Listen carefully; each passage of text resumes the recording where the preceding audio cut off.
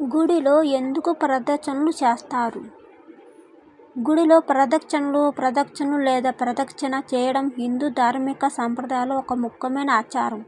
దీనికి తాత్విక, ఆధ్యాత్మిక మరియు శారీరానికి సంబంధించిన అనేక కారణాలు ఉన్నాయి. వాటిని క్రింద వివరంగా చూద్దాం. ప్రదక్షిణ అంటే ఏమిటి? ప్రదక్షిణంలో ప్ర అనే అక్షరము పాపాలకు నాశనం, ద అనగా కోరికలు తీర్చమని, చి అన్న అక్షరము మరో జన్మలో మంచి జన్మ ఇవ్వమని, నా అనగా అజ్ఞానం పారద్రోలి ఆత్మజ్ఞానం ఇవ్వమని. ప్రదక్షిణ అనే పదం సంస్కృతంలో ప్ర ముందుగా ప్లస్ దక్షిణ కుడివైపు అనే పదాల నుండి వచ్చింది.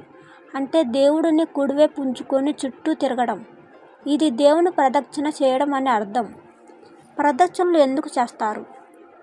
1. దేవుని మహిమ చుట్టూ తిరగడం ఆధ్యాత్మిక అర్థం. ప్రదక్షిణ చేయడం అంటే దేవుడి చుట్టూ తిరుగుతూ ఆయనను మన జీవితం యొక్క కేంద్ర బిందువుగా భావించడం. ఇది దేవుడు అన్నిటికీ కేంద్రం అనే భావనకు ప్రతీక. పూర్వం ఆదిలో వినాయకుడు పార్వతీ పరమేశ్వరుల చుట్టూ తిరిగి విశ్వానికి ప్రదక్షిణ చేసిన ఫలం పొందాడు. కావున భగవంతుని చుట్టూ చేసే ప్రదక్షిణ విశ్వ ప్రదక్షిణమవుతుంది, ఆత్మ ప్రదక్షిణ అవుతుంది. భగవంతుడా, నేను అన్ని వైపుల నుంచి నిన్నే ధ్యానిస్తున్నానని అర్థం. 2. పూజ యొక్క భాగం.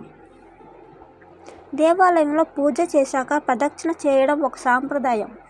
ఇది ఆ పూజను సంపూర్ణంగా ముగించడానికి సూచకంగా ఉంటుంది. 3. శరీరానికి లాభాలు. ప్రదక్షిణ చేస్తే నడక వల్ల శరీరానికి వ్యాయామం అవుతుంది. శరీరంలోని ప్రాణశక్తి సక్రమంగా ప్రసరించడానికి సహాయపడుతుంది. 4. ధ్యానం మరియు ఏకాగ్రత.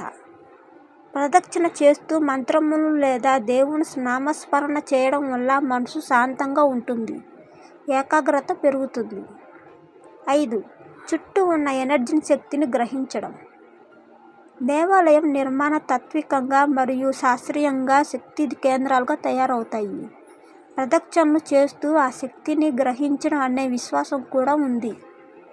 ఎంతమంది ప్రదక్షిణలు చేయాలి? దీని గురించి కొన్ని సాంప్రదాయ సూచనలు ఉన్నాయి.